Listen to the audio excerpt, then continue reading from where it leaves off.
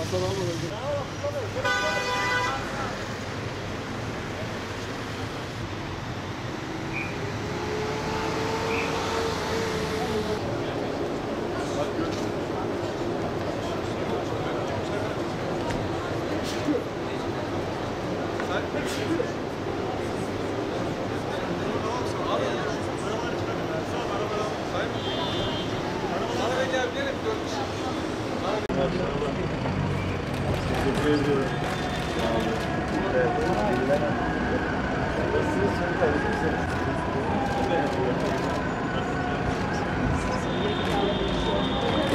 geldiniz. Yeni dönem hayırlı olsun. Çok teşekkür ederim. Sağ olun. Allah bize bir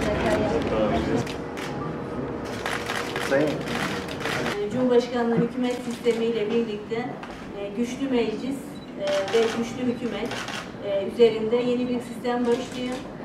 Bu sistemin ilk Adalet Bakanı olarak da Gaziantep Milletvekili olan Sayın Bakanımızın bakanlığına devam etmesinden de hem şehir olarak hem ekip olarak da çok mutlu olduğumuzu ifade etmek istiyorum. Şehrimize hayırlı uğurlu olsun diyor.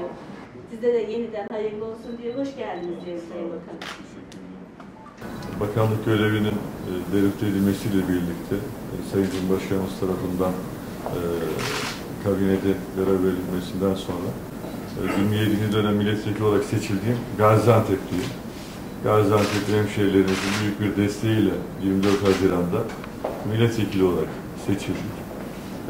Ve anayasa gereği, yeni hükümet sistemi gereği bakan olarak görevlendirilince yasama üyeliği sona eriyor. Ben çok değerli Büyükşehir Belediye Başkanımıza da yaptığı çok güzel, değerli hizmetler için teşekkür ediyorum. Tekrar bugün burada hemşehrilerimizle, sizlerle bir arada olmaktan duyduğum memnuniyeti ifade etmek istiyorum.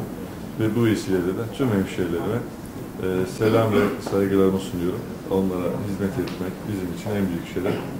Bu şehrin bir hemşehrisi olmak büyük bir onur. Hepsine çok selam, saygılar sunuyorum. Sizlerin şahsına. Sağ olun Sayın Bakan. Çok teşekkürler. Sağ olun. Şurada size çalışıyor. Yaşlılara 5000 Alzheimer.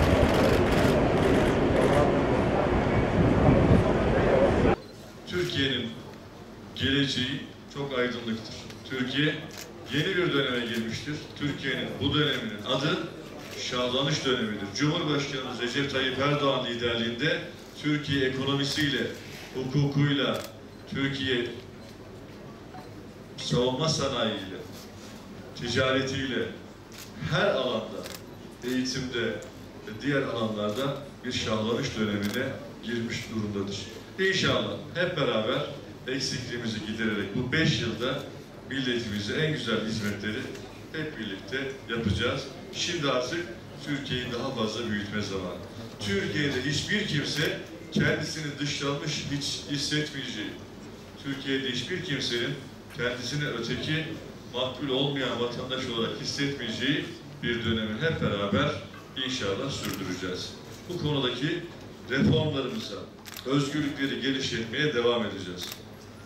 Türkiye'de bugün itibariyle 7 defa uzatılan OHAL uygulamasına bildiğiniz gibi son verildi. Ve Türkiye 15 Temmuz darbe girişimiyle birlikte Cumhurbaşkanımızın çağrısı, milletimizin sahip çıkmasıyla Türkiye'de 15 Temmuz'da bir işgal girişimi önlendi.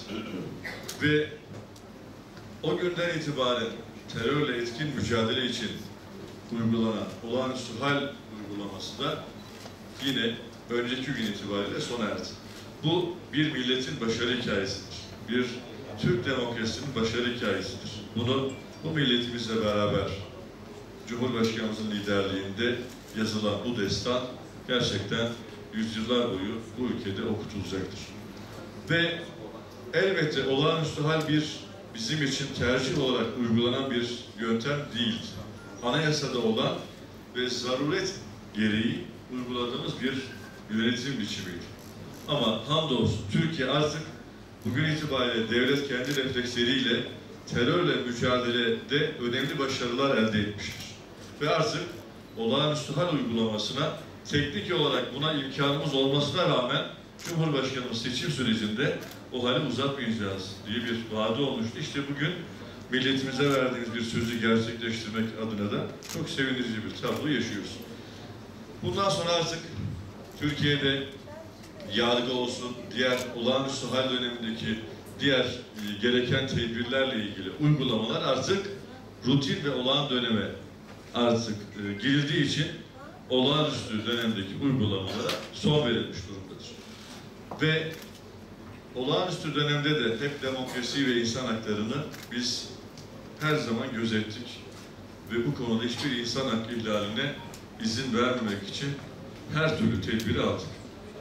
Ama olağanüstü hal dönemi artık geride kaldı. Şimdi olağan dönemde birlikte ekonomide, adalette, yargıda, toplumun her alanında artık normalleşerek bu süreci hep beraber inşallah sürdüreceğiz. Elbette terörle mücadelede ihtiyaç duyduğumuz konularla ilgili de Türkiye Büyük Millet Meclisi'nde bir kanun teklifi var. Bugün komisyonda kabul edildi. Bu da yine terörle etkin mücadeleyi sağlamak adına bir tedbir olarak yine karşımızdadır. Ama Türkiye hamdolsun terörle, örgütlerle etkin bir mücadeleyi başarıyla sürdürmüş ve bundan sonra da sürdürmeye devam edecek. Yargıya güven anlayışını, güven veren adalet anlayışını hep beraber tesis edeceğiz. Bu konuda çok önemli mesafeler elde ettik. Özellikle FETÖ'cü hakim ve savcıların yargıdan ayıklanmasıyla birlikte bu konuda çok önemli mesafeler elde ettik. Ancak bu süreçte de eğitim ve teftişle birlikte yine hakim ve savcılarımızın tecrübe paylaşımını artıracağız.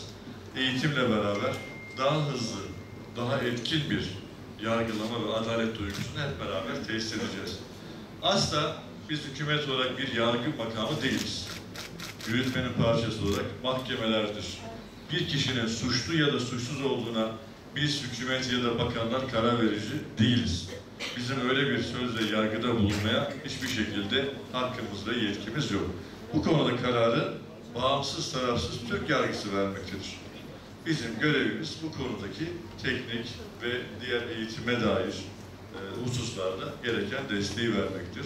Bu konuda da her türlü desteği inşallah önümüzdeki dönemde de vereceğiz ve toplumun her kesimi için gerekli olan adaletinde asla yıpranmamasını, yargıya güveninde artırılmasını sağlayacağız.